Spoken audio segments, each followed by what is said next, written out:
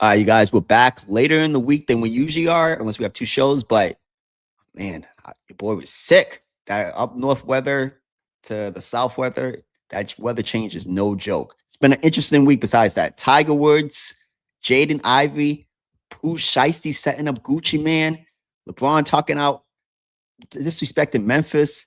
Javon, it's been a crazy week. What's going on, man? Did I miss Yeah, anything? we can start on Jaden Ivey and who else did you say?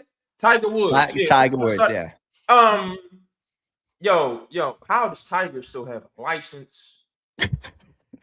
Yo, like Tiger Woods been getting in car accidents since I was a kid. Yeah, Tiger. Like my first memories of Tiger Woods ain't even being the best golfer to ever live.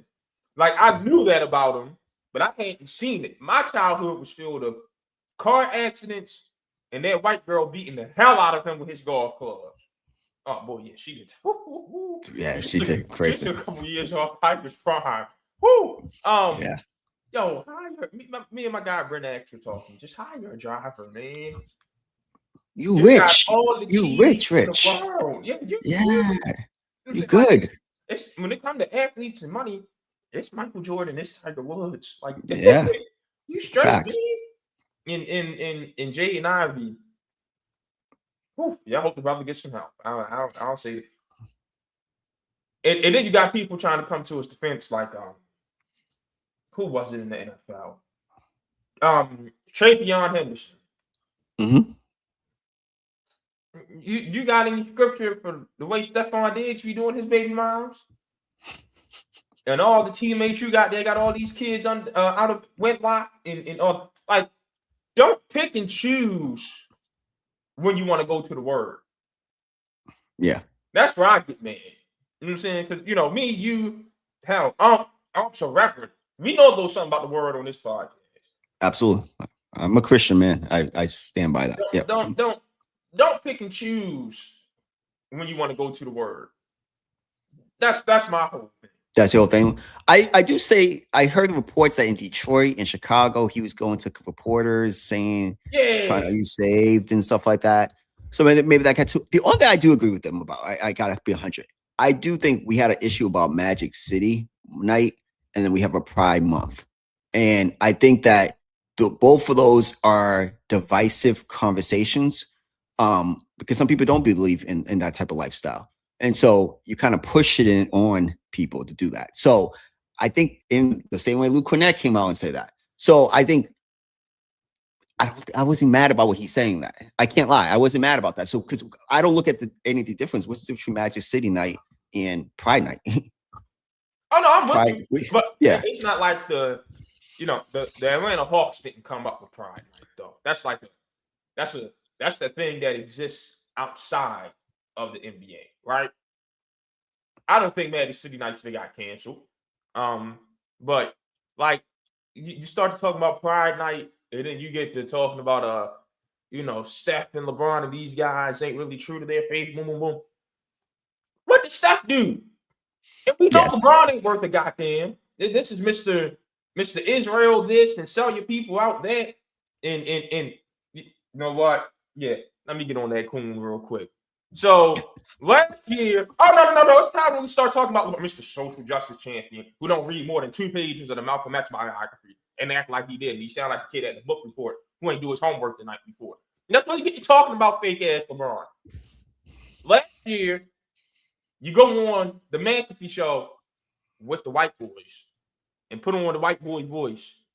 They talk all crazy and everything about Stephen A., who was a coon himself. You going on Sage Steele's podcast now? I saw that. And okay, but still, you do that.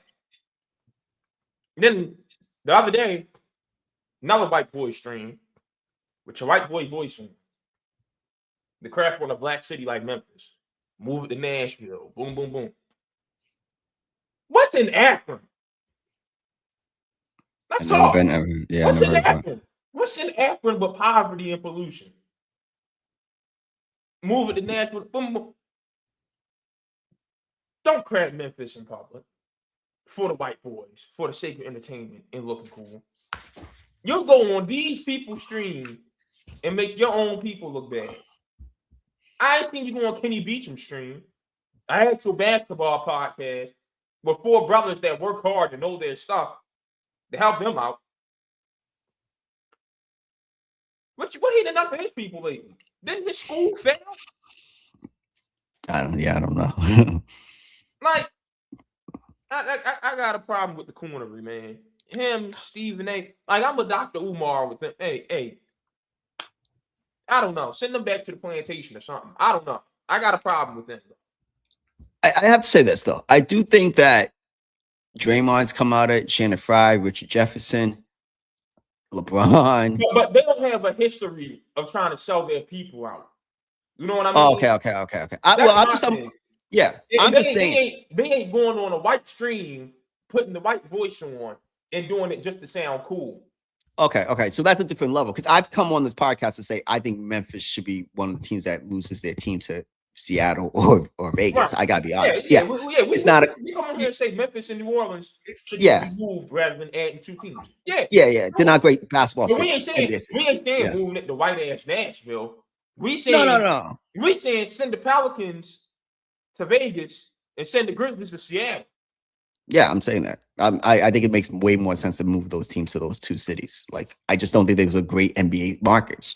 We wanna really tell the truth, Sean. We want to really tell the truth. The Pelicans need to move to Mexico City. The Kings need to move to Vegas, and you can send the Grizzlies to Seattle. Okay. Damn. Wait. Why not have a team in Mexico City is my question. Good point. Even though I do think maybe I can't disagree with that. The thing about Nashville, and I've heard most people say about Nashville being getting a basketball team is I've never been to Nashville, but a lot of people have told me Nashville is popping. So it's a more a tourist attraction, blah blah blah. Sean, so everybody I know that like Nashville has become white Atlanta. That's all it is. Like that's what someone told me. If you like country music and Luke Bryan and all that, you're going to see them take a trip to Nashville, come back the happiest person in the world. They might move. Yes, that's I heard the that. whole push behind Nashville. It ain't some booming city for everybody like New York City or Baltimore or LA. Like there's a clear agenda to the push of Nashville versus Memphis, which is why you never hear me get on here and say move the Grizzlies to Nashville. I'd say move them to Seattle, where you got black ass Jamal Crawford and black ass Paolo Banchero and black ass DeJounte Murray. Helping promote that propaganda to a city that has already been criminally underfunded is crazy. But what was your thought? Let's be real. Let's take a step back. Memphis has had an issue for the first 48 was built around Memphis for years. What was the thought process of putting Memphis? No, what was the thought process of giving Memphis a team because of the basketball team, the college basketball team? Come on, and then I'm not saying it should go to Nashville, but Seattle was without a team for 20-something years, man. Come on. I got no problem with you saying moving. Just don't say move to Nashville. That's all. And I'm careful on what I say about Memphis because a lot of it, as we know, is propaganda. Chicago, for example, everything bad in the book you'd hear. Then you take the trip to Chicago yourself. One of the best cities ever. And you find out it's a bunch of malarkey. And then you take a trip to the projects and you realize what the struggle really is going on down there. And you realize it ain't them people's fault. So until I go to Memphis and get to see it for myself, you ain't hearing me say too much about it. Yeah. I do think that, again, I'm not advocating to move it to a white city. I'm advocating to move it to a better NBA city. And I do not think that Sacramento, New Orleans, or Memphis should have a team over Seattle. In Seattle, a lot of tech money, a lot of Asian people, a lot of white people. I mean, they should never lost their team to Oklahoma City in first. They never should have lost their team. There's a lot of money in Seattle. That team should be having. It's when Seattle and Vegas comes, it'll be the 7th biggest market and 8th biggest market in the league. There's no reason. Orlando shouldn't have a team over those teams. They just think the 8th largest market in the country. That's what it said. I read that. I'm gonna find it while we're talking. But Vegas, it just makes more sense where it's at. I just don't think Memphis. Vegas was 40th last year. In NBA, out of NBA teams? Oh, I'm saying in the country. No. I was saying because Miami's a small market, but Miami's NBA, Miami. 1, 2, 3, 4, 5, 6, 7, 8, 9, 10, 11. Once they add Seattle, 12, 13, 14, 15, 16, 17, 18, 19, 20, 21, 22, 23, 24, 25. 24. Vegas will be the 26th largest market in the NBA. 26? Yes. Vegas is not a big market. Vegas is just where money is from the casino industry. Vegas is not a big market. That's the biggest lie that gets told to people. So what's some of the places that's above Memphis, above Vegas? New York, LA, Chicago, Dallas, Philly, Houston, Atlanta, DC, San Fran, Boston, Phoenix, Seattle, Detroit, Orlando, Twin Cities, Denver, Miami, Cleveland, Sacramento, Charlotte, Portland, Naptown, Salt Lake, San Antonio, and Milwaukee. Are we talking about population or are we talking about markets? Media market. Wow. Okay. That's a very bless you. That's a surprise to me. Maybe I read that somewhere. I'm gonna find that, but it just makes sense. The money's too big. There's not enough money in Memphis and New Orleans compared to money in Seattle and in Vegas. Simple as that. It's just simple as that. That tech money in Seattle, that infrastructure when you need things done, or a market that a player wants to play in, I'm going to pick Seattle over Memphis. I'm just going to do that. Like, I just got to be real. I'm going to do that. I'm going to do that definitely in Vegas. So it's not about a white or black thing to me. It's like, it just makes sense business-wise. And I don't think Memphis is, listen, one thing I would say about these players complaining, Javon, it's not one player.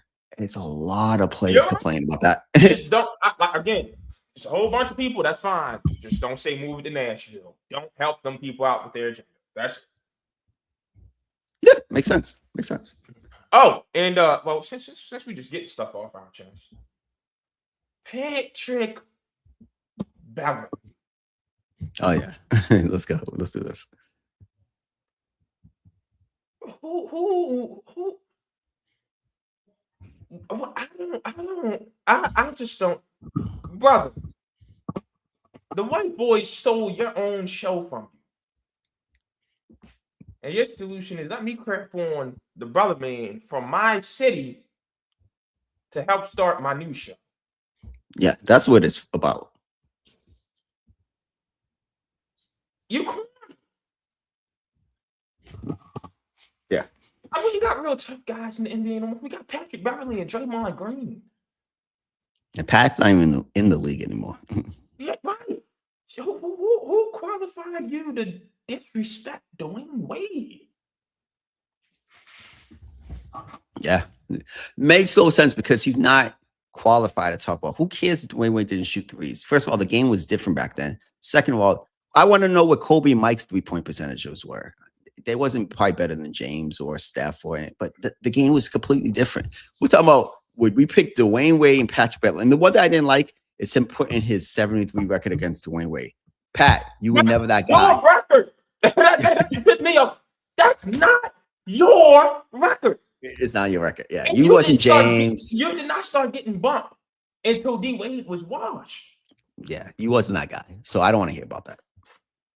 I just don't. His claim to fame is the same thing when he got to the Lakers. I've been to the playoffs. They had yeah. One thing he has, and he got his ass shipped off that team. Javon, one thing he has, I respect. He has delusional confidence in himself. He's delusional. I think you need that in life sometimes. He is delusional because when he says about the playoffs, I've been in the playoffs 11 straight years. He was crying about making the playoffs for the play with Minnesota. Making the play-in. Excuse me. Oh, he made the play-ins. My bad. He's just a character, and it was just to promote his new show. Simple as that. Simple as that. Nothing else. I got you, man. You know what? One more. Let's go to my personal life, my work life. Yeah. Sean, so Friday, last week I get to school from friend's agent. That Syracuse is going to host a 4-star guy, safety, committed to Georgia, right? The problem is the young brother was the driver in a drive-by shooting last July. And he got acquitted because his camp made the decision that they're going to blame it all on the shooter who got killed in a separate incident 2 weeks later. Now, I don't know about you, but where I'm from, you can't come back to the hood if you did that. You sold your mans out like that once he went to the grave. Knowing you admitted like you knew exactly what was going down and what he was trying to get into, and you was with him. Yeah. And you had been threatening the kids on FaceTime for weeks before that. It's all in the court documents, by the way. My hood, you come back, you might join that brother in the grave. That's just how we used to get down in Baltimore. You know what I'm saying? Let me not say we. Hey, police, I've done nothing. I'm a good law-abiding tax citizen. I'm a civilian. I'm a reporter. Yeah. And don't ask me for no names. Don't ask me for nothing because I don't know nothing. How about that? But so they posted him. So yeah, I gotta write the story. And the story is that y'all about to give this guy a second chance. It's that simple. Sean, me being the fair brother I am, I called the agent like, hey, if him and his mom want to talk, like, send them to me. Let them get their side out. And we're gonna hold off. All right, that's cool. I called a lawyer and let her speak for the kid. That's more than a lot of people would do. A lot of people. Everything about that story was fair and made it clear that he had the charges dismissed and everything, right? I go to practice Friday after I post the story, and the PR guy comes up to me complaining about the headlines. We put Syracuse football hosting 4-star recruit whose past legal troubles caught national attention. They throwing a fit over that headline. I'm like, buddy, listen, whatever. I didn't write the headline. Go talk to my boss. Then I get to practice Tuesday. This is really setting me up. The GM, Tommy Caparano, little short Italian dude from Miami. Mm-hmm. He comes up to me.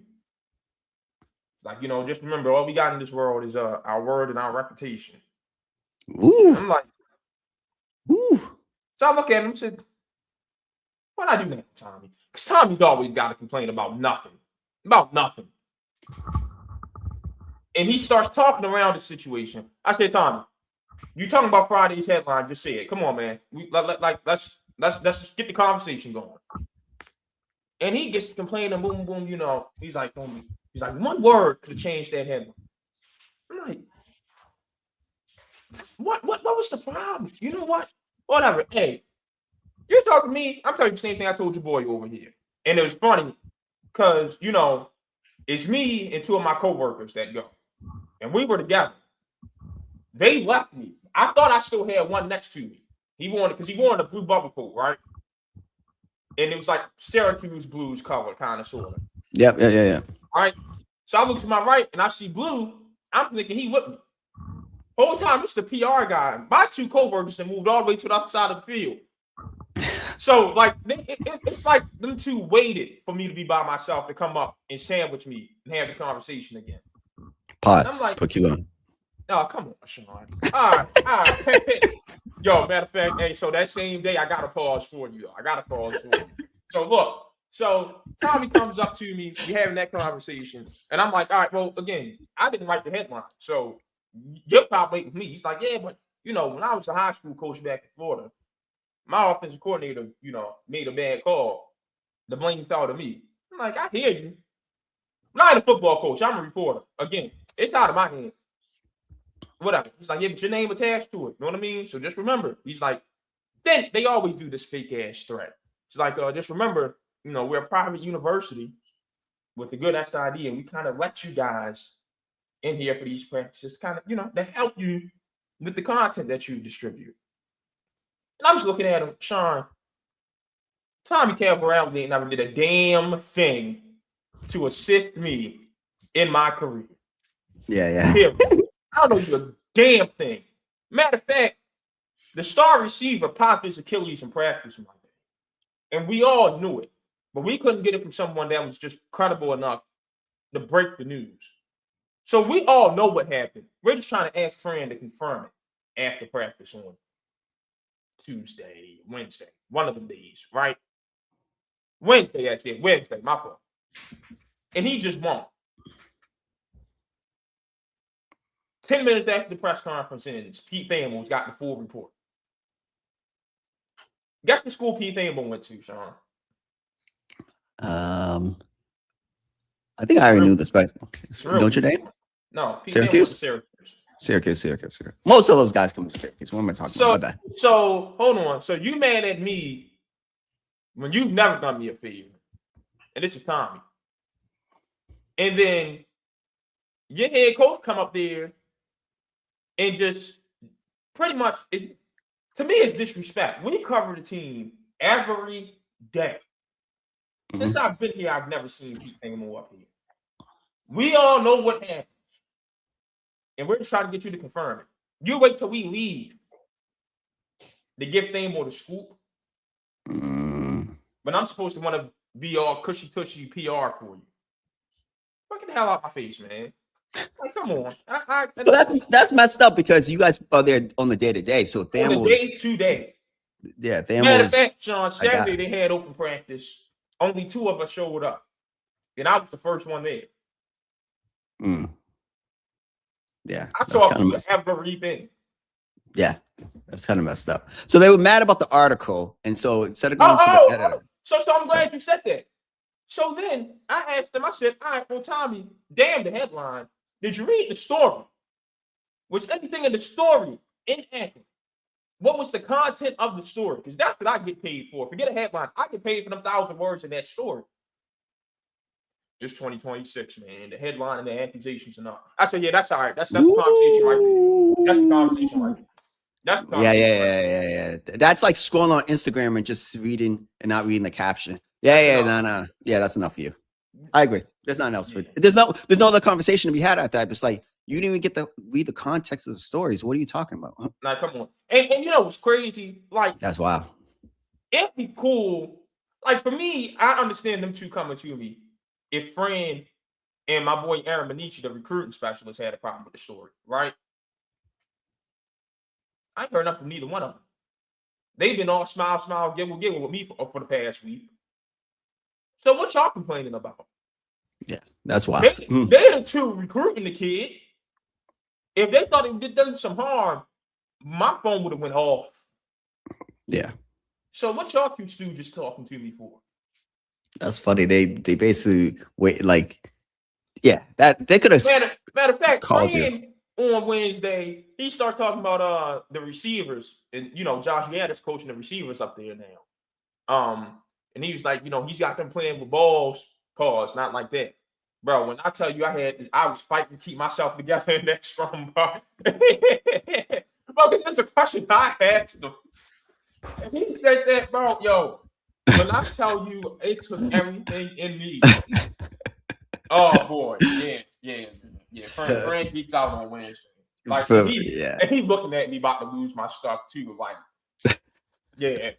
But yeah, that's been the week. It's just been a week of people just being on some nonsense. Apparently, it's been a BS week. Like a lot of BS coming on this week. That's why I had to leave it off. But I'm like, there's been a lot of BS going on this week. But we're gonna call it spade a spade. All right. Well, I got more BS for you, Sean. Apparently, Lamar Jackson's status is unknown for OTAs. Lamar is due for a contract extension. Lamar has not been to OTAs in Lord knows how long now. The Ravens are installing a new offense under a new offensive coordinator who is only, what's Declan Doyle, like 29 years old? 29 years. He's young. I just don't know. This is the guy who has never won 2 games in the same postseason in his career. And first season, the new head coach, new offensive coordinator. And the word is they don't know if he's going to be there. I'm done. Yeah, so I'm a big, I think it's funny because I've been watching The Last Dance since I've been sick on the couch. And I love The Last Dance. And when I saw episode 5 when Kobe pulled up, and I was like, damn, Kobe's really gone. But then I thought about it more. It's like this guy idolized and was very meticulous. Like, hey, this is the GOAT. This is the guy. I'm gonna do what he did. I want to be better than him, but I'm gonna emulate him. And I use this for all quarterbacks. I've said this many times on the show. I'm gonna say it. Tom Brady went to the first 15, 16 OTAs before him and Belichick had that issue. But by then, Tom had, I could be wrong, 3 or 4 Super Bowls. Maybe 6 Super Bowls. 6 Super Bowls. He had 6 when he left New England. No, but I'm talking about the OTAs. The year before they won against the Rams. So he had 5 Super Bowls before the year. Okay. Yeah, he stopped going to OTA because they had a beef with their trainer and Belichick, whatever. But he had 5 of those things already solidified as the GOAT. So my thing is the blueprints follow. Your game might not be like Tom, but the blueprint is there. Follow it. Follow the game like the GOAT. So I don't want to hear about you missing OTAs ever. You haven't won one. You haven't won one. You haven't been to one. You pissed down your leg in the only conference championship game you've been to. You haven't been to one. If Brady ain't too good for it, you damn sure ain't too good for it. Follow the North Star. He's the guy. He's the guy. And you have great respect for Tom. There's no reason you shouldn't have been to OTA since that long. There's no reason, because at the end of the day, you're not that. And you know what I'm saying? You're not that. And you haven't, that's a great point. You haven't even been to a Super Bowl yet. There's no reason. You haven't won 2 games in the same postseason yet. Exactly. You win 1 game and then that's it for you. Exactly. If you win a game. Exactly. No excuses for that. And if I'm the new Doyle, I'm the new head coach, mentor. No, you have to show up. We have to set the tone. Us 3 have to set the tone for the offense. Me and Mentor, I'll be like Mentor and Lamar, you set the tone for the team. Like, it don't make sense why you don't make OTAs. You're not him. Like, there's only could be one him. And that guy won 7 of those things. And he had it done a certain way. And the only reason he stopped going to OTAs is because he was beefing with the coach. Like, but at that point, he felt like, yo, I have 5. You treat me like I've done something. Don't treat me like the rookies.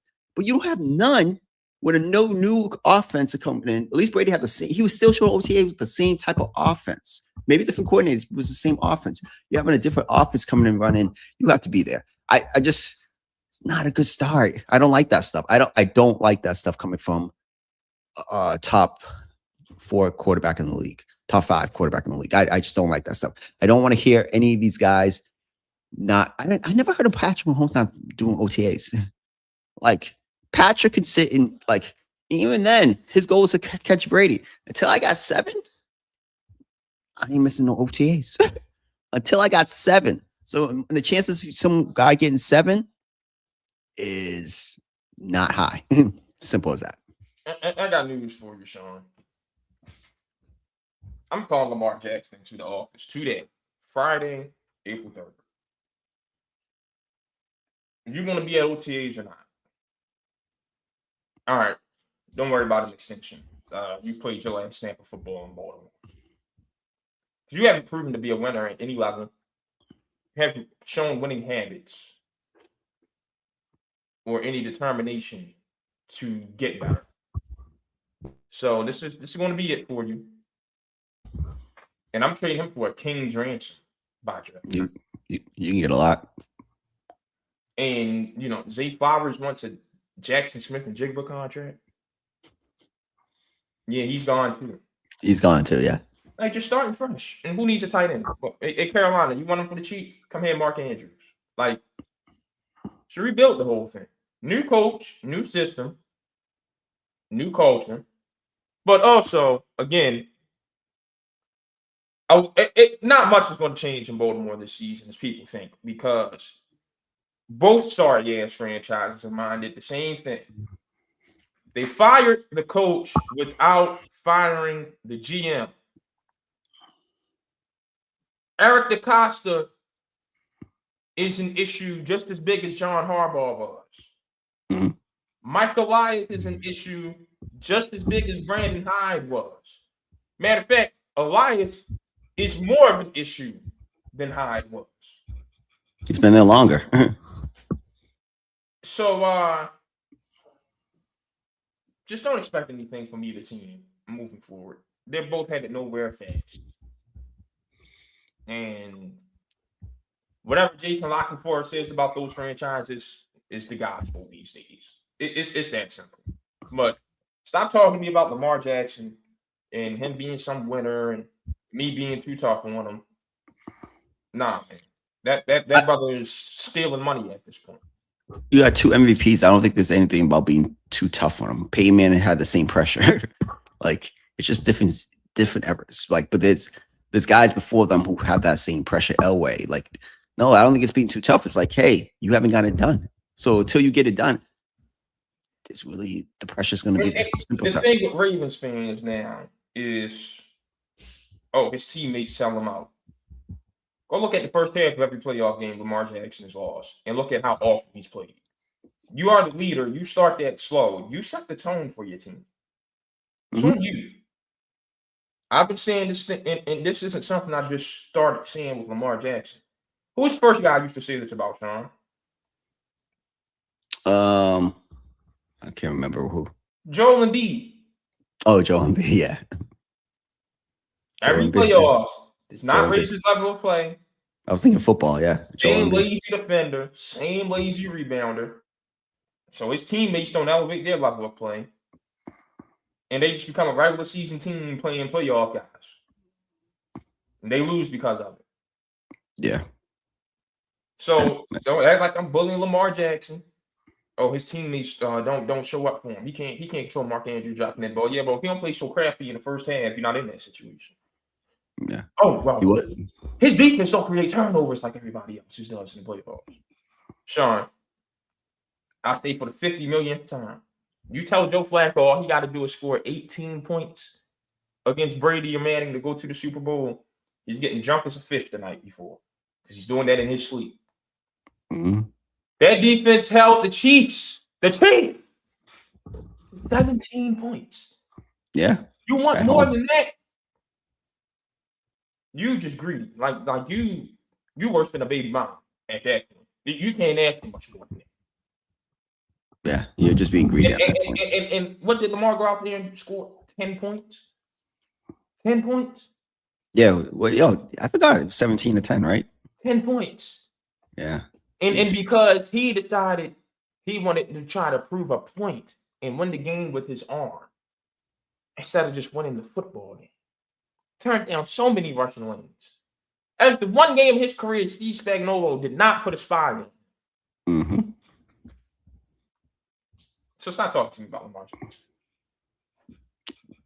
I was going to say it's a make or break here, but I think it's a make or break here for Josh, Lamar, Joe, Justin. It's already been there. Like with both of them. There's no more Josh Allen and Lamar Jackson talk. No. No more. No. Last year was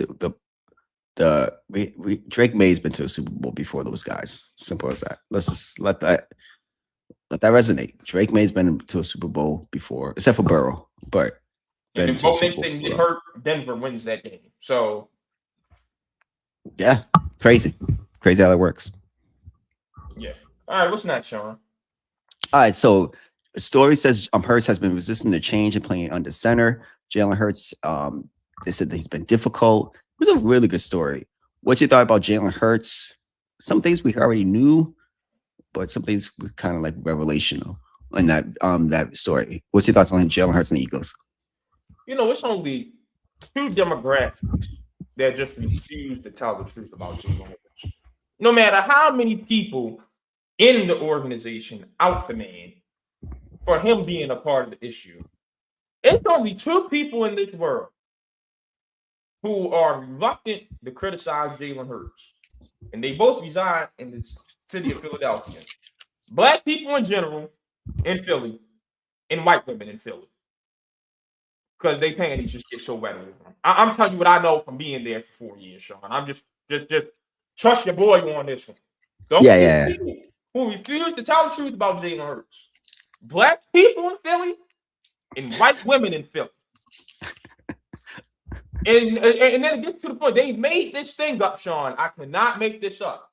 They have made up this idea that any man who criticizes Jalen Hurts, those two demographics, by the way, have made up this idea that any man who criticizes Jalen Hurts is jealous because he is more handsome than you. Damn. Damn. I'm you're the expert. I haven't been in Philly in years, but that's crazy. That is crazy. That's where we're at. So everybody's fault is so he can't do no wrong in Philly, basically. No. The only people it makes it worse. The only people who criticize him in Philly are the white dudes who don't have no black friends, the Spike Extons and stuff of the world. Okay. That's what makes it worse. The Elliott Shore Parks of the world. Bro. The brothers inaccurate. We know that. Oh, no, the dumbass social media admin yesterday, in response to the story, posted a video of one of his throws. We just want to leave it here. Sean, you want to know what the throw was? In the Super Bowl? No. Oh, which one was it? So look, the story criticized him for not being able to throw over the middle, right? Yep. And not being able to read defenses, especially particularly zone defenses, right? They post a video of a go ball outside the numbers to Devontae Smith that Hurts underthrew. Oh. You ain't even help the case. Yeah. Like, we know he's inaccurate. We know he can't see the field. We know he's got some personal vendetta where he wants to prove that he can win without having A.J. Brown involved. We know he's nothing without Saquon Barkley or the run game in general going. But no one knows what they're talking about. Regardless of stuff coming inside the organization, the stories, he's changing plays too frequently out of stuff because it's throws he's uncomfortable with, and they're throws that you expect your starting quarterback to be able to make, and reads that you expect your starting quarterback to be able to make. It's going to be a really fun season because he's about to play in the Shanahan system this year. Timing, and a lot of under center. A lot under center. This is going to be the coup de grace on the final verdict of Jalen Hurts. Simple thing. All right, I'm not surprised. This stuff we've all been saying for 3 years now. Again, I think on this podcast, we've already made the list. There's at least what did we come up to? Was it like 15 quarterbacks we said could fill in for Hurts and do the same job or better in Philly? That's him. Yep. Come on, man. So it's got I got nothing for you. Yeah, I think at this point, first of all, I don't give a F how good looking he is. I don't care. I judge the Nino Brown sweaters and the Kango hats in the Anita Baker. I don't care. I really could care less. I go to the grocery store and see an old head dressed the same way. I don't care. Yeah, I could care less about that. No, what's crazy is that it's all about when I critique him, it's on the field. It's all the way I can see. The only thing I don't know about his personal life, I don't know anything about him like that. All I could critique when we do sports, it's all about critiquing. Again, you sound like it's like what you can't criticize him because he's good looking or he's a black athlete. No, that's wrong. I'm gonna criticize all athletes. I criticize Josh Allen. I criticize Joe Burrow. Like I don't care how good looking you are. I care about, hey, what does my eyes see? And my eyes see that you're 14th or 15th of who I would take as a quarterback. Because I see a lot of talent, a really good offensive line at one point, but then they got a running game and they have two guys on the outside. I see talent. I don't see the reason they went to the 2 Super Bowls in the last 3 years because of Jalen Hurts. He makes time throws, give him that. He played really well in the Super Bowls, give him that. But is he an elite quarterback? No. And anyone who can't just sit and watch football and be like, all right, yeah, some of these guys who was in the same system with this talent will be doing the same thing. It's not disrespect. These are facts. All right, let's pick on a white quarterback. Eli Manning. Eli Manning had a really good run those postseason runs, and he was good in the Super Bowls. But do I look at Eli Manning? It's the same comparison. What's the difference between Eli Manning and Jalen Hurts? What's the difference? And it's the same. This is what I tell people: your career is more than 2 postseasons. Yeah, that's what I always say about Eli. I got Giants fans for homeboys, and your career. Why is Eli not a Hall of Famer in our eyes? Because it's not just about those 2 postseason games. He beat Brady. His whole career wasn't great, and that's exactly what Hurts is. 2 postseasons. 2 postseasons. That's it. Your career is more than 2 postseasons. Exactly. That's why I'm going to give it the same treatment. Eli Manning, in my book, is not a Hall of Fame quarterback. He is not. He should never get in. It shouldn't be up for discussion. No. Rivers, love him to death. Not a Hall of Fame. He can't get in. You got to be like. So this is what I'm saying. What is the difference with Jalen Hurts' career and Eli Manning? There's no difference. Just Eli just has 1 more Super Bowl, but they have the same type of runs. And when in the regular season, they're good, but they're not great. And there's a difference. Yeah, good enough. Like those 2 guys wasn't better quarterbacks than Cam Newton. Let's call a spade a spade. But they've been good enough in those postseasons with the talent around them. I respect it. I tip my cap to them. You still have to. But doesn't mean you above reproach or above criticism or you're above anything. Who cares? No, we gotta be real. There's 14, 15 quarterbacks who would do the exact same thing with Jalen Hurts. So and now he's beat back. And you're saying that people are saying he's difficult. He doesn't want to change. Come on, if there's smoke, there's a fire there. Come on, he's not that good. And again, I'll come on the show, and if he has a really good season with a couple, I'll change my tune. But he wasn't good last year, and they were on a high school offense, right? So it's always this excuse, but Jalen Hurts. But at some point, yes, those 2 postseason runs are just not enough for us to just be like, hey, he can't get better. Or, hey, that's enough. All right, if that's enough for you, Philly, that 1 Super Bowl, those 2 postseason runs, just let us know. But he's not above getting criticized. Simple as that. Hey, man, he just looks better than us. Listen, at the end of the day, anyone can get criticized. That's it. If you're not doing well, I don't care. Like, if Brady doesn't play well, we should be like, I love Peyton Manning. But there's a lot of times in his career, he wasn't good enough for me. Like, I just was like, he ain't good enough. He's not good when it counts. And he's a top 5 quarterback to me of all time. Let's think about this. 2006, they went to the Super Bowl, right? That's the year they beat the Bears? Yes. If Steve McNair doesn't pitch down his way, we have a whole different conversation about Peyton Manning. Definitely. Because that Ravens defense shut Peyton down in that playoff game. And McNair just decided the worst time to have the worst game of his career. Rest in peace for Steve, but facts is facts. Facts is facts. So I don't know.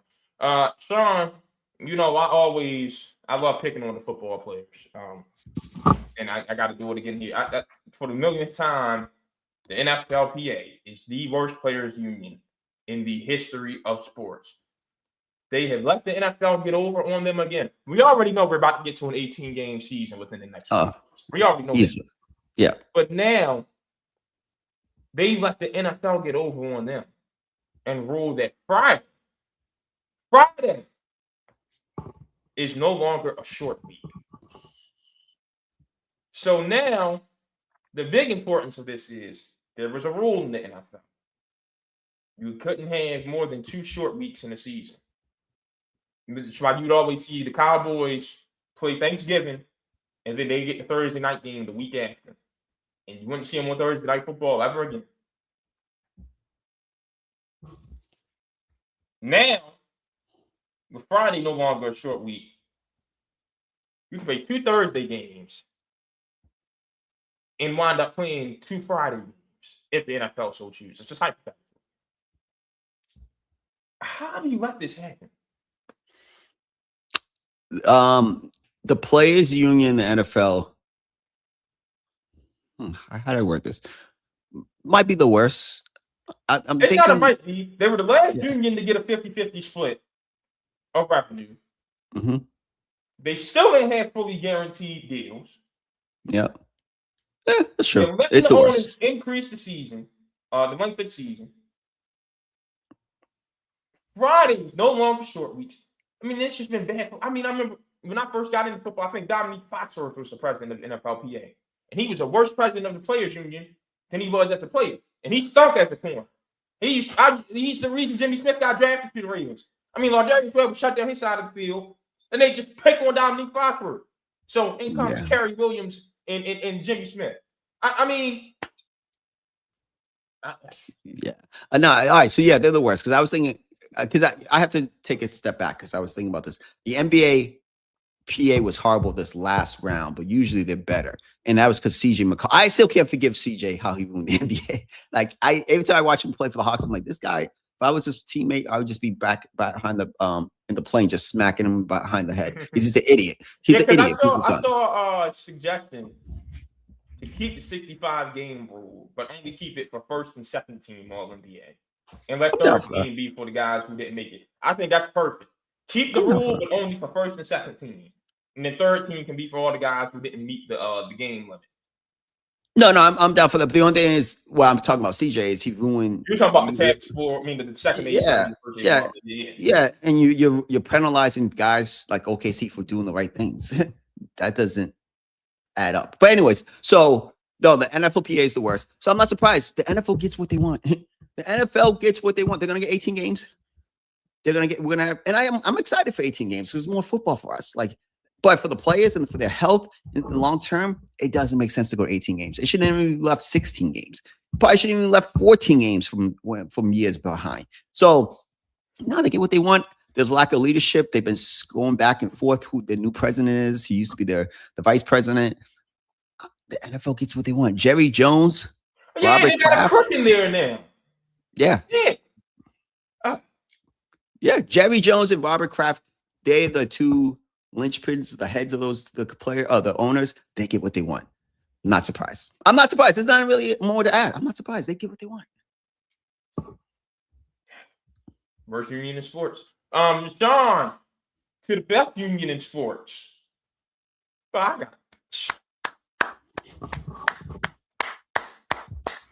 got to give a round of applause. The automated ball and strike system is the best thing to ever happen in the history of major American sport. I'm not listening to any arguments for anything else but ABS. I mean, I saw the week CB Buckner had. Shout out to the Reds, man. Shout out. These umpires, these referees who have been ruining sports for generations can no longer ruin the outcome of a baseball game. It's a beautiful thing to see. I love it. I saw the Yankees were 5 for 5 in ABS challenges the other day. The other thing I would say is this. When did we get to the point that there's no umpires? Do you think we ever get to that point? There should be no home plate umpire. I agree. We're on the same page. I on the basis, I don't see the point. The accuracy of the ABS so far compared to these umpires, some of them, I saw a strike clearly from watching from TV. I was like, damn, that was down the plate. They challenged it and it was a strike. I'm like, what was that guy missing? Was he not paying attention?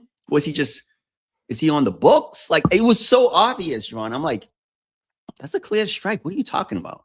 And they got overturned. I'm waiting. Maybe in the next 10 years, we have no home plate umpires calling balls and strikes. And I would be super excited about that day. Because I think the umpires union is mad about that. I don't care. Get rid of all of them. You can get replacement umpires, just umpire for first, second, and third base. Exactly. But at that point, no, I'm wrong. Hold on, because somebody's got to call the runner out at home. That's the only thing. We're being honest. You could have just one official on the field in charge of looking at reviews to determine if guys are safe or not. I agree. I do think you still need umpires at first, third, because then you want that instant reaction. And you need somebody to break up the team scuffles and actually enforce the rules. So you got to have some guys there. But you got to have the umpires. But balls and strikes, them calling balls and strikes anymore. Yeah, just plays at the plate, stuff like that. But I'm excited. Every time I see that Waymo car driving through Atlanta or San Francisco, I'm excited. I haven't drove it yet because I'm like, I look at what AI is and what technology is and where it's going. I'm like, man, what's going to be in 10, 15, 20 years? And so the ABS system is like that to me. I'm like, damn, this is good. I don't care what anyone says. It's good because now, come postseason time, we won't have any debates about close calls that could affect world championships. And I like that. I don't want to hear Kenny Lofton complaining about Maddox and Glavine had the biggest strike zone in the world. Yes. World Series. Maddox did have, I love Greg Maddox. But man, that strike zone was yo, come on. Yo, Greg. My man Greg's a Hall of Fame and one of the best. But man, his strike zone was just I don't know why I'm different. I don't get this about referees. Great players are great enough without your assistant. Yes. So why do you have to make life even easier for them? Why do I have to watch Gilgeous Alexander take 25 free throws? He doesn't need your whistle. Yeah, it's bad for the game. Throw a slider 3 inches off the rubber. He doesn't need that help. He's going to get somebody to miss on that eventually anyway. Know what? Real quick, this is a random rant, so we're having random rants in this. The league will come down on that push off. SJ does it every play. It's you know how they made James Harden, even though it took 4 or 5 years. Eventually, they're gonna have to come up with that rule against that play because he does it all the time. It's annoying. And again, Adam Silver's NBA. Everybody involved in basketball says the same thing about the final. Are we all making this up? They get away with a lot. Players, fans, and front office execs all say the same thing. That's it. They get away with more holding. They get away with more offensive. I don't know why. Why that team? Luke Dort literally grab and squeeze someone's wrist in front of the ref. And the guy's looking at the ref like, call it. You know what's crazy? These teams, they need to play the same way. You got to force it both ways. I don't know why OKC is the West. Right here, Sean. Forget all that, bro. I don't know about y'all. I grew up in a fighting ass city in a fighting ass neighborhood. But we start swinging on these refs. We got to learn one way. Yo, you want to teach somebody a lesson? Rock them their jaw. Rock how they start acting right. Yeah. You got that one homeboy that's always kikiing and giggling a little too hard during the roast session.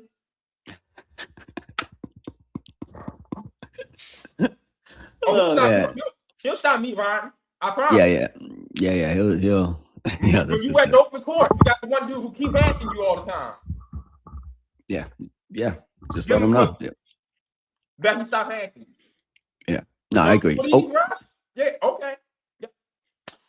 I saw a white dude call a black dude the N-word at a grocery store or a fast food joint or something a couple weeks ago.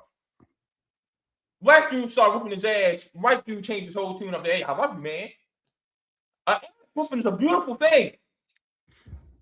I think that we need more of that. You got these badass kids in the world. Go grab that belt. Go grab that extension. Go grab that switch and take it to them. I promise you. It works wonders. Ass whooping is a beautiful thing. We need to get back to whooping ass. John, you ain't tell a lie. I'm a behavior therapist for kids, and some of those kids I work with, I'm like, all they really need is a good ass whooping. They don't need me. That's it. They'll be fine. Listen, you'll collect the check. I'm collecting the check, but absolutely. But a good ass whipping, I got in some good ass whippings by my mom, and it makes me, even to this day, I won't swear in front of my mom. I won't swear at her. Like a good ass whipping would serve a lot of people well. That's it. Simple as that. Just sleep that night and do some real reflecting. Simple as that. I'm going to write in Miss Jenkins' class tomorrow, man. Exactly. Simple as that. I can't disagree with you more. I agree with you more. Excuse me. I agree with you more. All right, Sean. Big dumper or big slumper? The guy you hated on all last season because your boy Judge was in the MVP race. You must be happy about this. Cal Raleigh is off to a slow start, batting 160 through 2 series this season. Well, one was against my Yankees, so of course I'm happy about that. 2, I'm not gonna lie. My Yankees. Before you finish though, why did y'all start the season with 2 series out west? I don't know. And then opening day is today. So I gotta watch them. What did y'all start at? 1 o'clock today?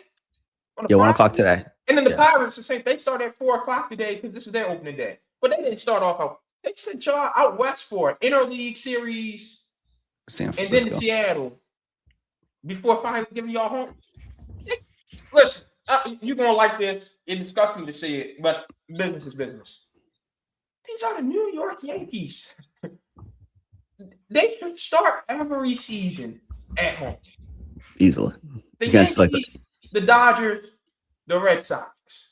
Yeah. Those three should start every season at home. Come on, man. You don't send the Yankees out west for the first 6 games of the year. No, that don't make sense. I agree completely. Yankees, Orioles, Yankees, Red Sox. One of those teams we play one of our AL East rivals, Toronto, but it should be at Yankee Stadium. You're 100%. Business is business. When you have all the attention, especially after the what's the classic called? WBC. Yeah. WBC. Excuse me. You gotta strike with the World Series was hot. Like baseball is in a renaissance. Yeah, they're hot. Yeah, it's hot right now. But I'm not too like. Listen, he batted 240 something last year. He might get up to that average 230, 240. But did I expect him to have another year like he did last year? Nah, I gotta be honest with you. So again, it's super, super early. But I do not think he's gonna hit 60 home runs. I don't even think he's gonna hit 50 home runs. I don't even know if he'll get to 40. That's how much like. I'm just not sure. He's not Ohtani. He's not Judge. He's not Witt Jr. He's not one of those guys. Like he had one good year, but I'm one of those people. I do this in sports. I don't care what you do in 1 year. Can you do it again? Can you do it again? I hold that standard to NFL quarterbacks. I hold it across the line for anybody. Can you do it again? So yeah, he's off to a slow start, but let's see. But I think. I'll be surprised if he finishes in the top 5 in MVP this year again. Surprise. Really surprised. So the Mariners have been on TV an awful lot this first week. Whether it be ESPN Unlimited, MLB Network, TBS, NBC, or you can whip around coverage on Big Inning, right? So I've gotten the chance to actually watch Cal Raleigh swings. Same issue everyone has in baseball right now. Swinging for the fences every pitch. And it makes no sense. When you're that big, that strong, that powerful, pause afterward, because that might sound crazy. If you just try to make contact with the baseball, just get your barrel to the ball on a good swing. The ball's going to travel naturally. Mm-hmm. You don't have to keep with this super powered up swing trying to get underneath the ball. When you're Cal Raleigh, when you're Aaron Judge, when you're Giancarlo Stanton, when you're Freddie Freeman. You know, I'm talking about the real tanks of baseball. Yeah. You just get the barrel to the ball and you're going to accidentally hit 20 home runs. Mm-hmm. Accidentally. And then when you get your pitch, the curveball that got left hanging, or the slider that goes right to the barrel of your bat, or the fastball that's just right down the pipe, you're going to get an extra 30 right there.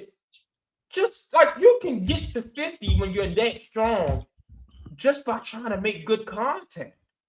Yeah. Get this swing for the fences, launch angle, the length, it's killing me. Watching that and all these taking the first pitch for automatic strike. It's killing me, man. I do think that, yes, the first pitch thing is I don't know what that became a thing, right? Well, I do know that Theo Epstein, when that started coming in. I do think the launch angle thing has kind of taken away from it affects batting average, like we always talk about. People win batting titles at 305, 307 now. Like back when I was young, I know it was a steroid ever. I know it was a little different. 350, 345. But that proves my point, though, Sean. If you're strong and you're just worried about getting a good swing, you're going to get a hit. You are. Just by natural. That's all that it was with Bonds and all those guys with these super high batting averages. They were just trying to get a good swing. That's it. That's it. And naturally, if you get a good swing, you're gonna hit someone out the ballpark. If Simple you are strong, like that's all right. So back home, I'm gonna be honest with you, we probably are the most ignorant city in the country. Like when it comes to all the woke stuff and all that, we are severely behind. Because we'll be with you, right? But we'll still use the words. Like everybody in the country has seen the press conference by now.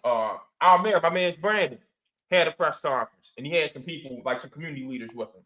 And he had the one dude come up there. He's like, we talk about it takes a village to raise a child. But what if the village is retarded? We still talk like that back home.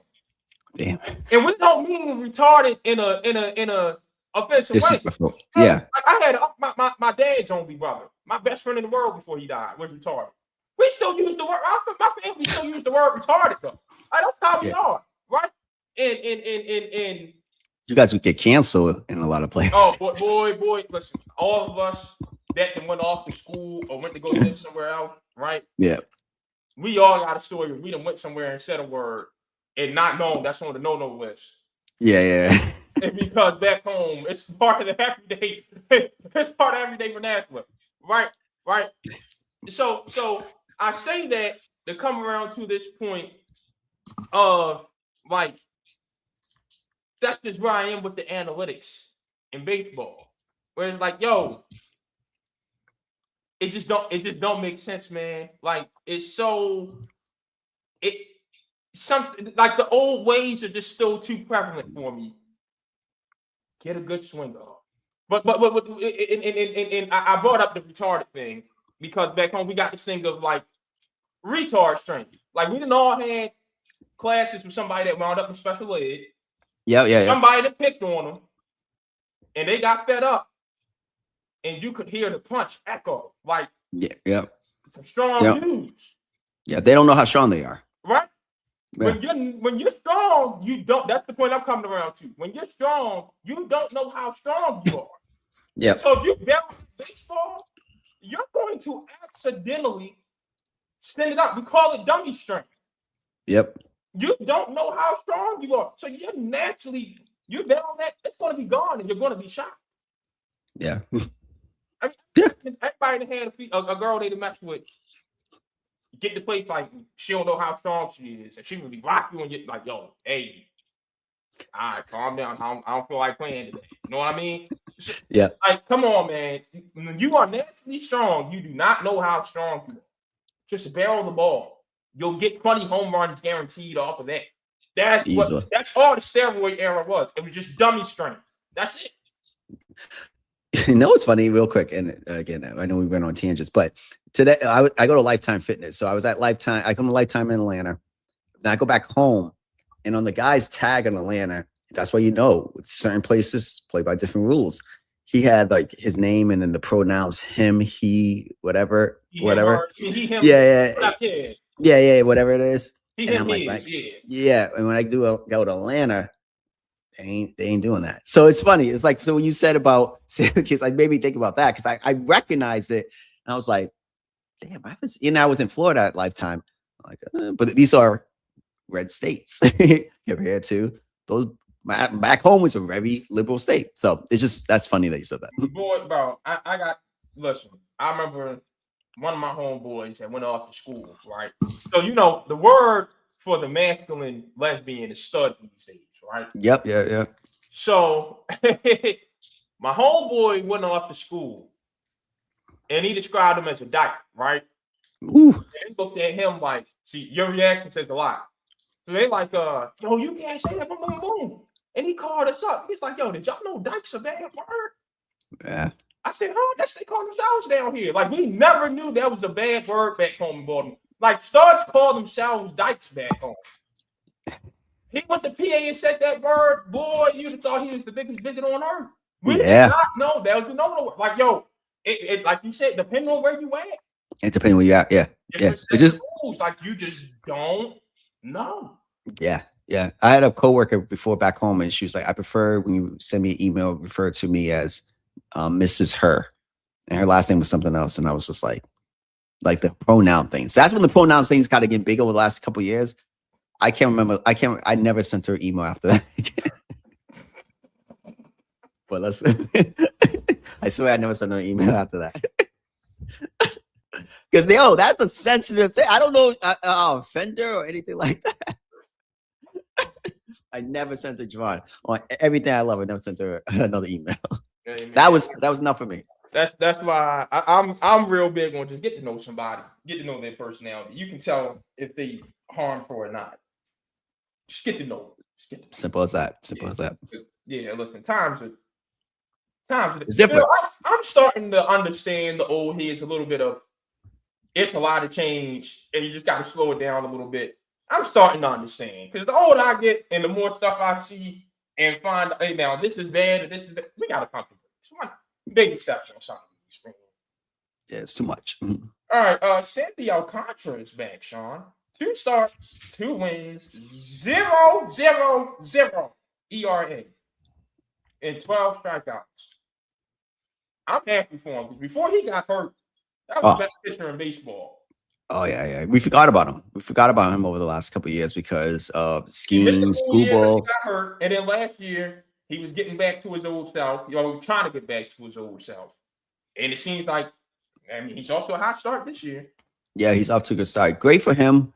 Again, we talked a little bit off air. If he's really back, that trade market is going to go crazy. If Miami chooses who are off to a 5-1 start to not contend, they do have enough talent to contend in that tough division. But I don't know who's running that organization because remember when they had the talent and Jeter was running it, the owner was like, "Oh, let's break it down. Fire the GM, fire Jeter." Like it was just a weird situation that went on down there. Is it a tough division though? Because the Phillies look like they're about to fall to rock bottom. You can never expect the Mets to live up to expectations. The Nets are still in a rebuild.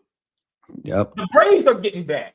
I'll say that. The Braves look like early on, the record might not be super special, but you just watch them. You're like, the ball is going to start going their way.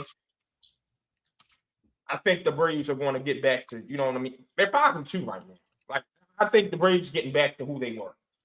Yeah, they're not going to have a back-to-back years like the way they did. That was one of the biggest surprises in baseball last year. They got off to a horrible start last year.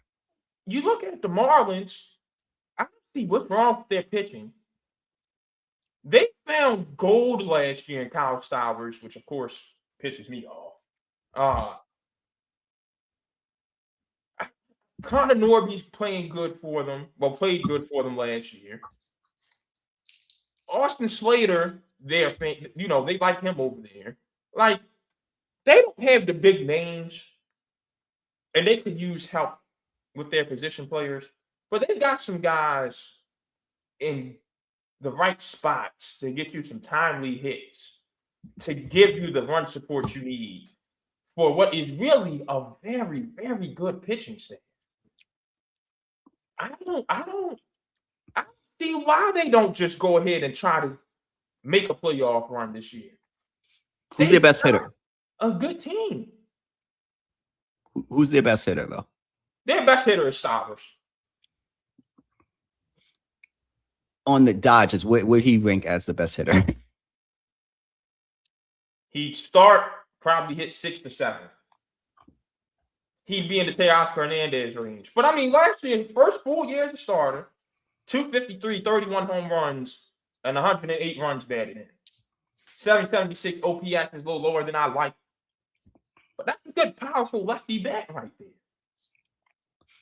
I'm not in love with their offense. I can't lie. I don't think anyone. Room for improvement. Don't get me wrong. But even then, Liam Hicks is off to a hot start. Is it going to stay up there? No. But any 26-year-old that starts off the season batting .467 with 12 RBIs in his first 15 at bats, you get encouraged by that. No, Xavier Everett is 26, 22 at bats to start the season, batting .409. That sounds like a young leadoff hitter in the making. Then you have another outfielder to go with Stowers and Owen Cassie. Another left-handed bat, batting .350 with 8 RBIs in his first 20 at-bats this season. And it just keeps going. Otto Lopez, your young second baseman, batting .318 to start the year. You've got to be encouraged by this. You're encouraged. Again, it's early. It's early. Do they have the play out? Yeah. You have the rotation though. And if you wanted to move one of those guys to get more bats, you could do that and not hurt your depth of your rotation. And you have a really good farm system. I think they were 10th or 9th or something when I looked at it. But they're up there. So Miami and the Marlins have always been able to turn out good hitting, prospects. So like it's just, can you do it for a long time? Because out of the teams you named in that division, the offense is only better than the Nats in that division. Yeah, on paper, I guess. On paper. I don't think they're super far behind the Phillies. So. Really don't. Turner, Harper, Schwarber. Who's after that? Like, am I afraid of Bryson Stott? Am I afraid of Alex Bone? Castellanos ain't there. JT Realmuto is washed up. Am I afraid? Yeah, I'm not afraid. Definitely not afraid. I mean? So yeah. I'm not afraid. And Adolis Garcia, come on. What year is this? Like, come on. Brandon Marsh, come on. Like, dude said, what year is this? The Marlins have a chance at a real wild card berth this year, man. I really do. All right, let's see how it goes. All right. The coaching carousel in college basketball. Of course, the hot topics will wait. The worst kept secret in college basketball was him going back to LSU. And they poured out all the stops. Sean, just something that we pointed out that we want to continue to point out.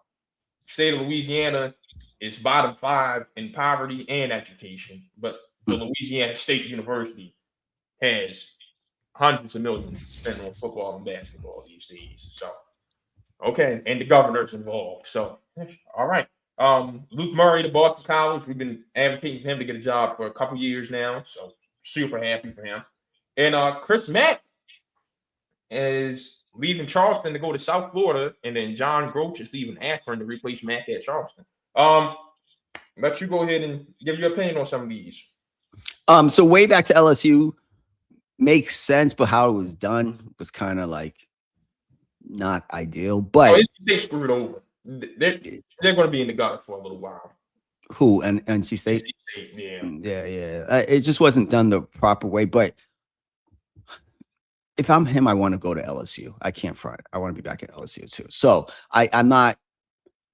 Again, it could have been done differently. So I'll just leave it at that. It could have been done differently and handled differently. But LSU and the governor basically runs that university now. He wanted him back. So he was going to go through hell and high water to get him back. But here's my thing, right? Do I want the best players in Louisiana, or do I want the third batch of guys in North Carolina?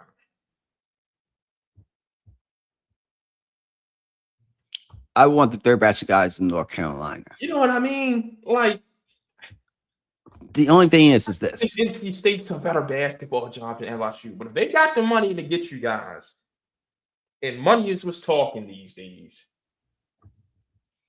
I got you. I mean, Dusty May, we see he loves it. He said recruiting's never been more streamlined and more efficient. You ain't got to waste time 3 years on a guy, and then he just leaves to go chooses to go somewhere else. You wasted all that time and money on recruiting the kid.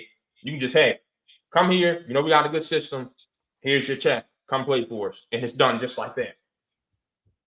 That's I never heard a coach talk about it like that, but it's actually the best way to think about it. I do think this, though. When you're LSU, you have what's right next to you. A flight to Florida is not far. A flight to Texas is right there. Would I have the third best guys in Florida and Texas over the third best guys in North Carolina? Absolutely. For basketball? No. Yeah. No. Oh. No. North Carolina's a way better basketball state than both of them. Than Texas? Yes. Like basketball. Basketball. We're talking about guys who play in the league. Yes. Tell me some guys. Let's look this up. I gotta look this up. Guys in the weed. My fault. Basketball players in general. Hold on. You know what? Oh, you say in general? I'm talking about top tier talent. But you're not gonna get those guys stuff. You could at LSU with the money they have. You could get the one or two guys in Florida to come to LSU if the money's right. The top guys are going to go play for Todd Golden, and the top guys are going to go play for Sean. All right, notable NBA players born in the state of North Carolina. You talking about right now? Yeah, let's zoom right now because I'm not. Well, yeah, Brandon Ingram off the rip is from Kinston. Kobe White, Bam Adebayo, the Curry brothers, Cole Anthony, Day'Ron Sharpe. Okay. Not a bad guy. It's not great. From Texas.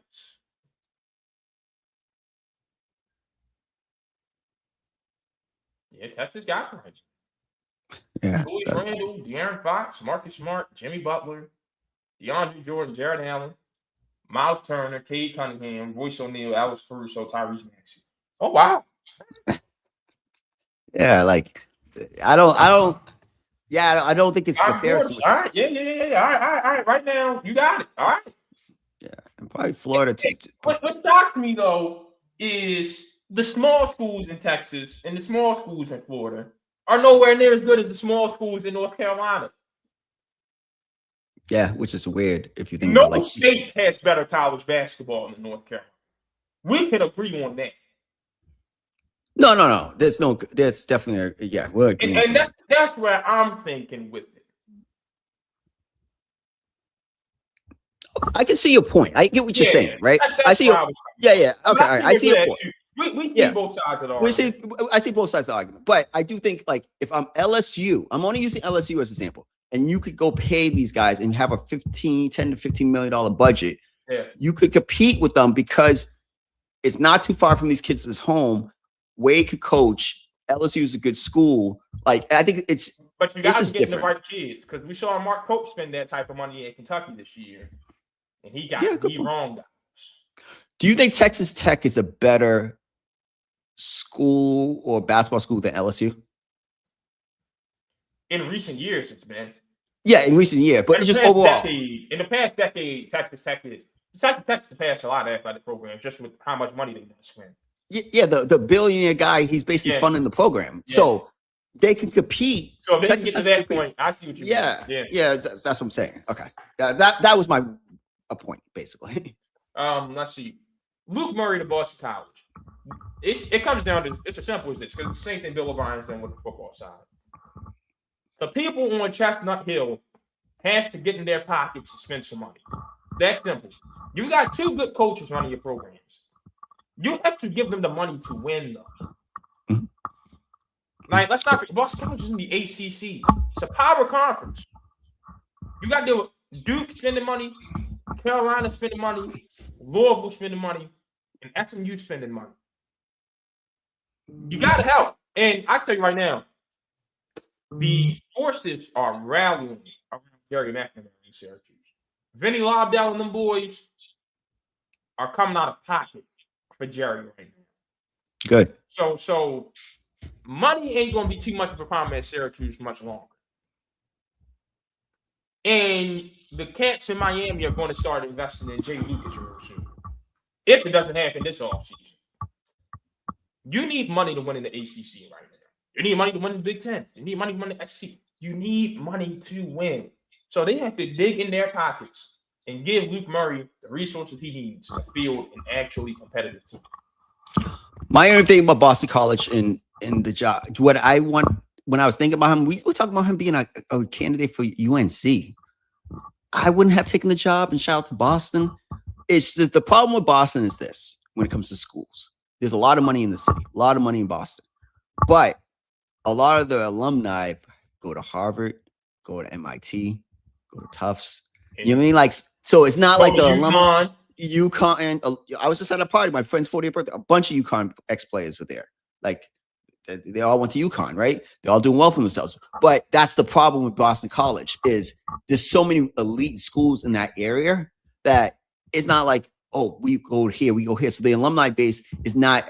They're not. They're going to go to Harvard or Tufts or MIT before they go to Boston College if they're in that tech type of thing, right? So that's my only thing is, where they get the money from? Like when you say get the money, who they get the money from?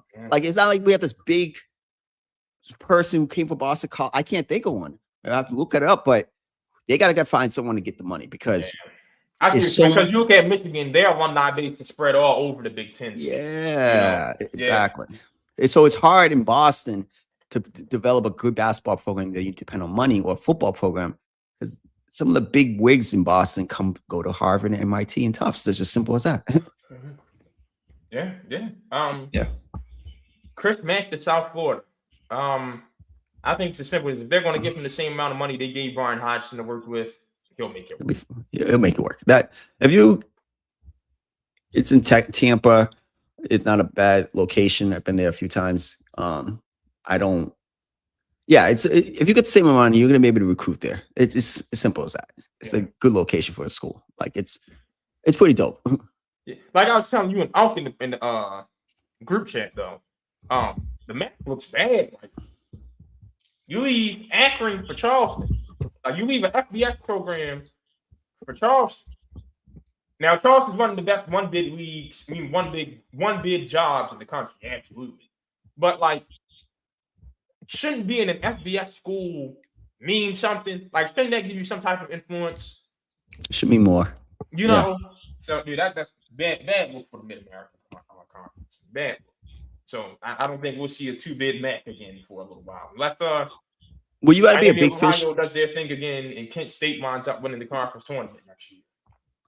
Well, you got to be a big fish in a small pond, or big, whatever that. A little fish in a big pond. Yeah. I mean, I'd be the big fish in the small pond. So same. You can take Charleston to the tournament rather easily. Well, yeah. Let me phrase that. You have a real good regular season at Charleston. Problem, that conference tournament is just always going to be unpredictable. The CAA is one of the best conference tournaments out there. You can just turn on CBS Sports Network the whole day and just watch some good basketball. Yeah, it's very competitive. All right. You got anything else? Nah, just excited for this weekend. Hey, pray for your boy. I will win like $400, $500. I entered a Sweet 16 pool, and I would have had all 4 teams. I was the only one who had a chance to have all 5 and 4 teams in. Oh, UConn. Yeah, I forgot to talk about March. Yeah, we ain't getting out of here just yet. Hey, yeah, break it down. The first thing everybody wants to talk about. We'll get right to it. Caden Boozer. I want everyone to understand he made the right decision to pass that ball. He did. That is the right basketball play. It was the bad pass. Was before the pass. He did not need to take a dribble. Catch, square up, then dribble to the outside hit and make the pass. When he took the dribble and picked the ball up, he got himself stuck. At that point, it becomes a conversation of should you just hold the ball? But again, he still had 2 people open. Just a great play to get a hand on the basketball right there. And then Braylon Mullins is the best shot I've seen since Jalen Suggs. I mean, I was in here losing my mind. Duke, listen. Number 1 seeds were 134 and when leading by at least 15 points at halftime. Until that game. That was rough. That was my national champion. Now we can call it if Arizona wins if they beat Michigan, they're winning the national championship. If Illinois somehow upset, I think it's this simple. The national championship game is decided if Arizona wins. Mm-hmm. If Michigan wins, you're going to have a good national championship game. You won't be able to tell who's going to win. But if Arizona wins, your national champion is decided right there on Saturday. Yeah, I'm hoping Arizona wins because Arizona win the national championship. I didn't get to watch many games as I wanted to because I was away, but I did watch the highlights because I remember you text onions. I'm like, what are you talking about? I watched that game and it was a blowout because there's no other games on. So I look. I played 2K. Crazy. And I'm like, I'm watching. I'm like, because I would have been the only one. I would have guaranteed by $400 because I would have been the only one with 4 teams in the Final Four. Duke won. I'm like, nah. So I'm looking at it. I'm like, they lost like that, but they were up by so many points in the first half. I didn't really pay attention to. I saw the onions text, and I'm like, what's he talking about? And I looked. I was like, no, you gotta beat. Great win, Mullins. I like Mullins, by the way. Hurley, his interaction with the ref, it was just a dope experience for college basketball. And that's UConn did that program in the league. UConn they can overcome adversity this morning. Yeah, it's that program. Some easy game, like the Spartans start fighting back as hard as they could. This is, by the way, one of the best coaching jobs Tom Izzo has done in a long time. Absolutely. Let's give him his credit for this season. In Duke, I mean, like, that was a good comeback, gritty win against St. John's. So for them to do that and then follow it up by choking their lead against Connecticut, that was just rough, man. Well, listen. Well, before you go on, Shire is going to be getting that pressure eventually. Maybe a couple more years, not yet, but that pressure to get for getting these good, like, bro. Did we forget how hard it is to make the Elite Eight? All right, but I'm just saying it's hard. I'm not lying to you. He made the Final Four a year ago. Yeah, like, come on. I'm not putting him on no hot seat, man. No. I'm just seeing that conversation. Okay. Frequently, I'm not putting him on the hot seat. Definitely not a hot seat. But this is year 3, 4. 4. We get to year 7, 8 without a natty. It's gonna be like more pressure on him. That's like, well, yes. The losses continue. Yeah, and you getting top 5 picks. Like, you ain't getting like the back of the lottery, guys. You getting top 5 picks, Sean. So we gotta hold. Veteran-led sport. Veterans are still the ones winning championships. But a veteran team. Well, actually, was it vets that lost the game, or just poor play that lost the game? That was a freshman that turned that ball. Yeah, that's true. In the moment, that was. By the way, he needs to come back to school. Player. Cam Booz was a young player. That was a young team that lost to an experienced team on Sunday. Okay, they did. Good point. Great point. I can't disagree with that. That was a very young team. But Boozer should go back to school. He should not follow his brother to him. Yeah, Cam Booz is going back. Yeah. He'll be about all 4. He's going to have a good career. Yeah. Nebraska, boy, I don't think you can step outside as a Cornhusker these days. You lost the Heroes game during the football season. And then you lose to Iowa again in the tournament. Oh, boy. Woo, they got some bragging. I mean, Iowa's been owning Nebraska for the past couple years now, man, on the football field. And now they got a Sweet 16 win over you. Woo! That was a tough one for them. Woo! That was tough. Rough time. That was tough. Yeah, that's a tough loss. I had Nebraska actually. You know what? I can't remember, but I feel that's Sweet 16. I can't remember, but I think I had Nebraska winning. I think I did. Just you need some upsets. And also, I don't want to let the ass whooping they received blind us from the fact. Rick Barnes, this is one of his better markers of his career. I mean, I did not think that Tennessee team would sniff the Sweet 16. I remember you saying that. And to beat Virginia and then go beat Iowa State by 14. Granted, Jefferson didn't play, but those are 2 damn good wins. So I want to take my hat off to McCollum, Izzo, and Barnes. I think those are the 3 best coaching jobs this March. Well, this season. Period. Hats off to them. Yeah, no, it was a special one. It's definitely by Tennessee, and I meant kind of changed my mind about him a little bit in the tournament. I still think he should go back to school though. He'll be the number 1 pick in the draft. Yeah, he'll be the number 1 pick in the draft though if he goes back next season. So, he'll be in the top. He'll be in the conversation. He'll have a chance. He'll definitely have a chance. Yeah, he'll be in the conversation. Definitely in the conversation. All right. Final 4 predictions. What you got for me? Illinois beats UConn. Arizona beats Michigan. Arizona wins, and not too close game against Illinois. Okay. I think Saturday is going to be two great games. I think Illinois is far and away the better team than UConn. But UConn is showing it knows what to do when it gets here. So I'm going to take the Huskies for that fact alone.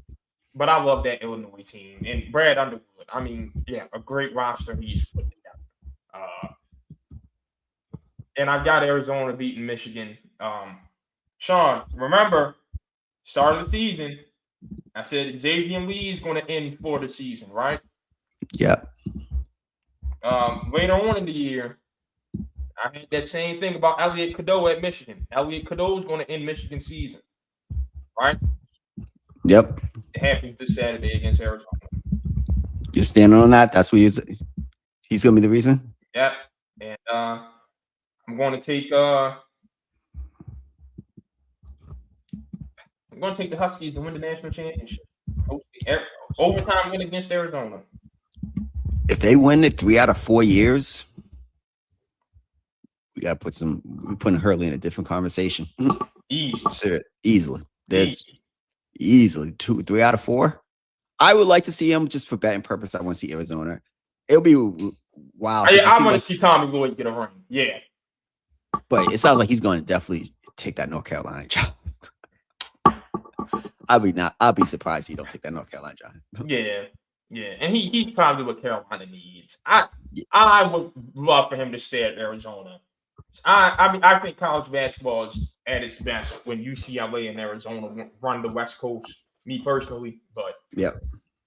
I think if you get a chance to coach and you win an Natty, they can't be mad at you. But if you win the Natty, why leave? Yeah, your belief is I built my program just to be as good as you. I don't have to leave. That's it.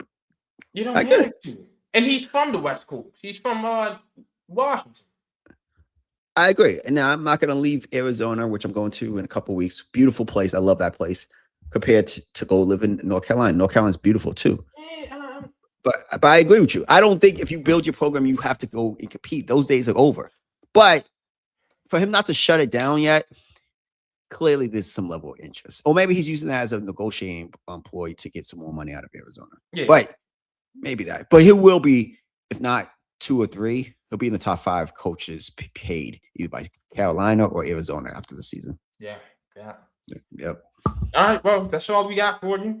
Enjoy the NIT, the Final Four, men's and women's, the D2 National Championship, all that this weekend. This is the last time we're going to see some good basketball for a little while. So, let's go right back to the NBA. The playoffs starting. We out of here. I just depressed myself, man.